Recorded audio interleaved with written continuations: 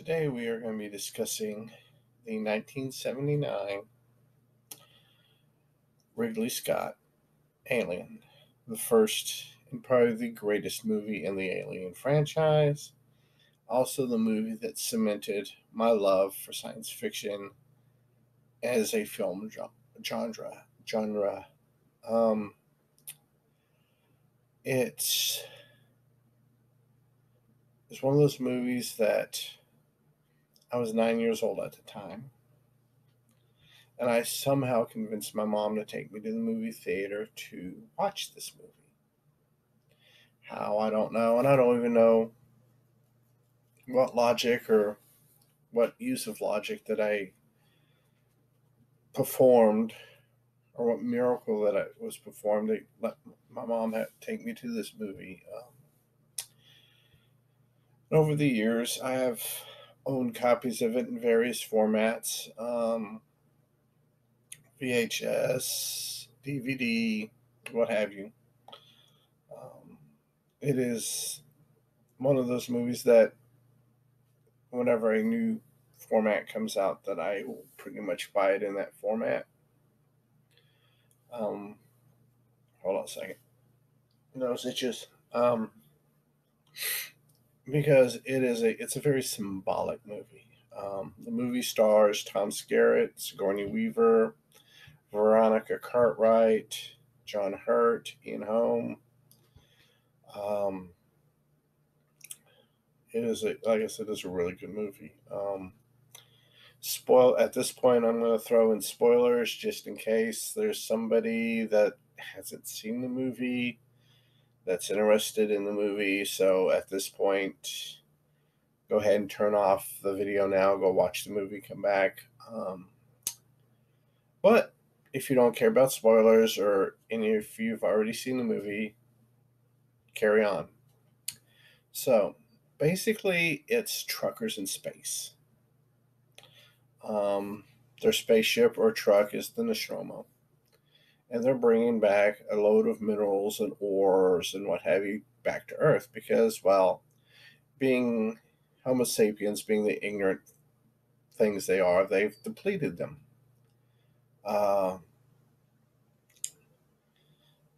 And on the way back, they get alerted to a possible distress call. So they're obligated contractually to go investigate it.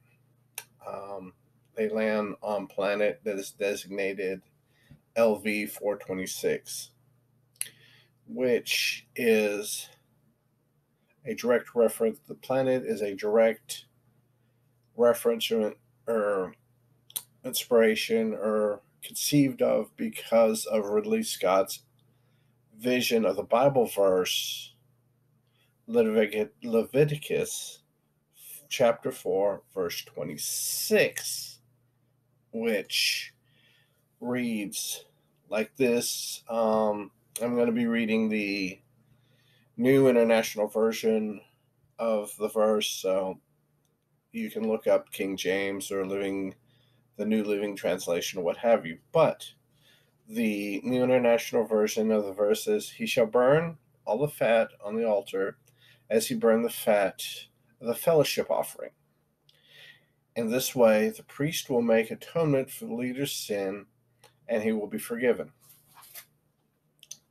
Um, Basically, the planet LV 426 is a sacrificial planet. You come to LV 426 to be sacrificed, in which they're sacrificed by Weyland-Yutani, which is their employer. They were sent there, and they were sacrificed. The John Hurt's character Cain, also could be parallels with Cain as in Cain and Abel, is one who gets infected by the alien, gets the facehugger, gets forcibly penetrated and impregnated by the facehugger, and gives birth through his stomach later on of the facehugger exploding through his stomach or his chest area in a very symbolic birth. Um, the xenomorph or alien grows very quickly and exponentially. As Cain brought evil or committed the first murder, Cain brought the evil onto the Nostromo. Like I said, this is very symbolic. Sigourney Weaver is the only one that protested the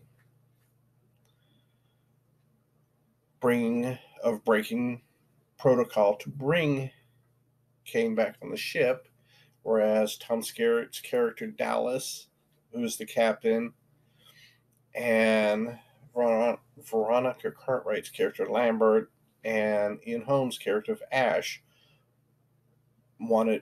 broke protocol to bring him in, allowed the evil in, henceforth allowing the people to be sacrificed. It is also very, like I said, it's very symbolic of the view of the patriarchy in 1979, rape culture. It is very symbolistic of those themes. The alien has a penis protrusion that comes out of its mouth, a secondary mouth, and penetrates and kills all of the members of the crew. The only member of the crew that isn't killed in this manner outright is Lambert. She is first vaginally penetrated by the alien's tail before killed, as she is the only other female to Sigourney Weaver's Ripley, and Ripley lives through the whole ordeal. Ian Holmes' character, the android, who was a last-minute replacement for the human, he's the one that basically sacrifices them. He puts their fat on the altar to get burned. He winds up getting killed. But before then, he winds up trying to kill Ripley by rolling up a pornographic magazine into a phallic shape and trying to shove it down her throat. Very symbolic of the alien, the way the alien is killing people. Like I said, this, and the symbology goes on forever and ever. You could do a 3 or 4 hour blow by blow, scene by scene of the symbology that's in this movie. It is a very well done movie. Each of your scares, there are a few jump scares, but they're not empty jump scares. There is a symbolism behind them, symbolism to them. Then you have the actual alien attacks, the alien doing things. And through it all, you have the cat Jones. And Jones is, I have read and theorized different things myself on his role, but that's up to debate. If you want to go more into it, leave something in the comments and we can talk about it. But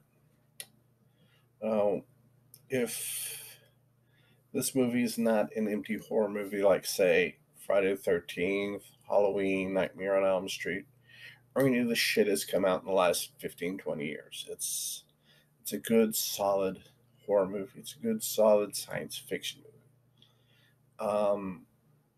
Every beat has a purpose. Every nuance has a purpose. There's a reason for it. There's a reason why they're doing it the way they're doing it.